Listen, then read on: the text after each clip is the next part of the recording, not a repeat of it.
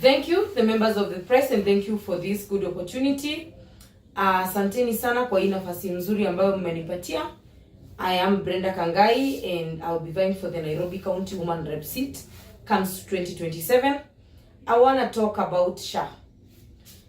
Kenyans, if you remember my analysis, sometimes back I told you SHA was a scam. Nilifanya I think videos za SHA karibu 30. Na so many people walikuwa wanakuja wananiambia give the government whatever the government ina implement unakataa.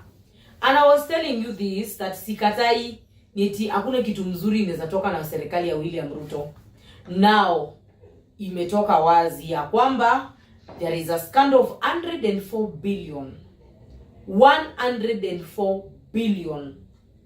Mmenisikia? 104 billion za SHA. And hata kitu inanishangaza sana kwa hii scandal yote, zile hospitali ambazo zinafanya kazi sana, tukianza na kina Kenyatta National Hospital Mbagathi, tuende kwa Mama Lucy Kibaki, tuende kwa hospitali tofauti ambazo zinafanya kazi, they didn't get a fair share. It is so wrong, an hospital somewhere kinda of a kibanda, and sorry to say so, kama ushaitibiwa hapo hiyo kwetu inakaa kibanda, given 50 plus million, some 20 million, others na hata zikai hospitali zinaweza admit mtu hata sioni kama huko Panado hata zinaweza huko ndani zinaweza fika kaso moja. It is so bad. It is so bad. I want to ask you, before to dive in sana kwa mambo ya SHA, uone 104 billion, why was NHIF abolished? Sababu za William Ruto kutoa NHIF ni gani? Because you cannot remove something that has impact to wananchi and add things that do not have value to wananchi.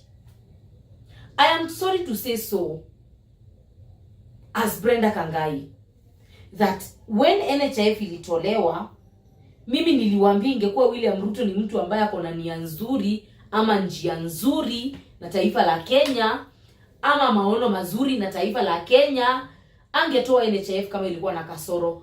Alikuwa na uwezo ya kufuta na kuajiri watu wengine wapya. But the thing is that kuna pesa ilikuwa pale kwa account ya NHIF, hiyo ndio walichukua.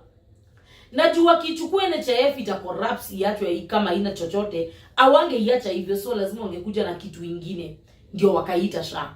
Na hii SHA juu pia hawataki ifanyie wananchi kazi, lazima wapore hiyo ndo yote. Very soon utasikia tunarudi bado kwa NHIF. The structure is there. Utasikia bado tunarudi kwa hiyo NHIF. Because the whole saga was to defraud Kenyans, nothing more. And I want to tell you this, Kenyans, when things are being implemented, even if you support that government, please be cautious.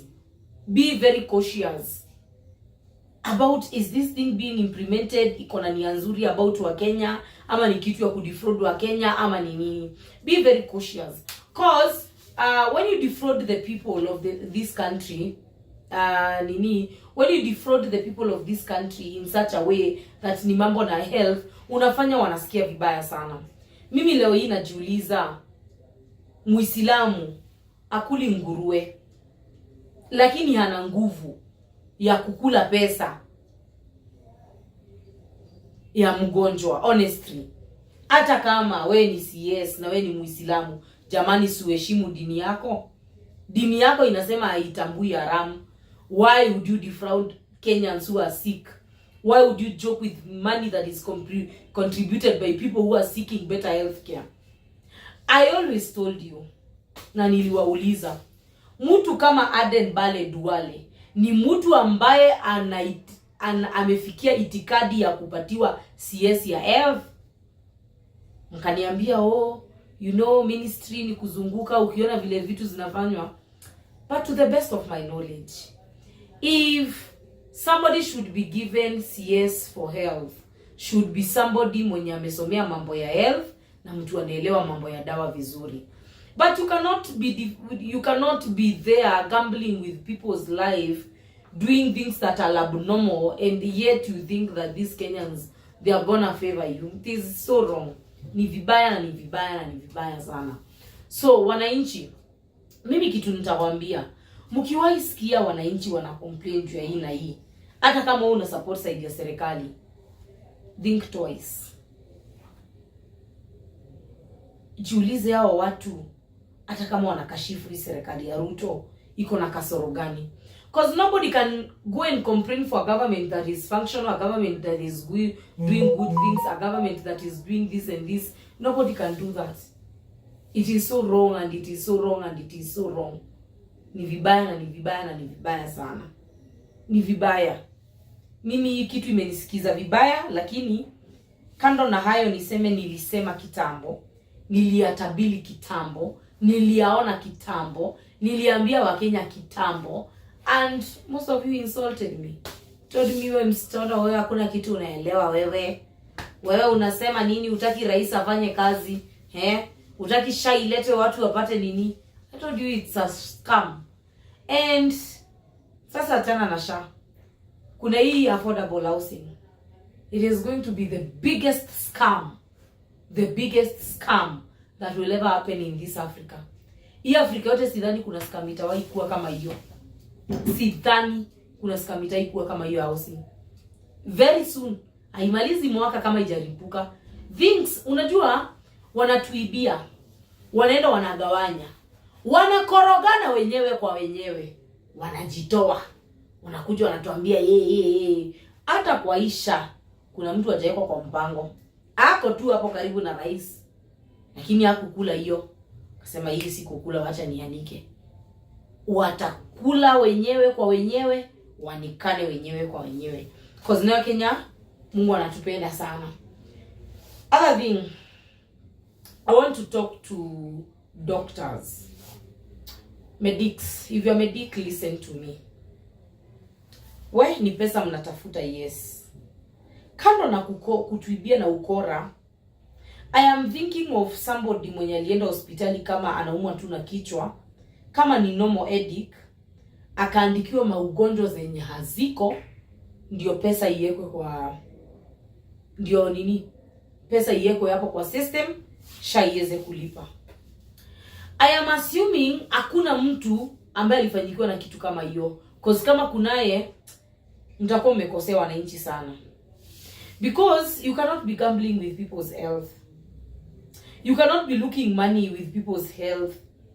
It is high time you style up. You sit down and say, hata kama ni do, si na life ya watu.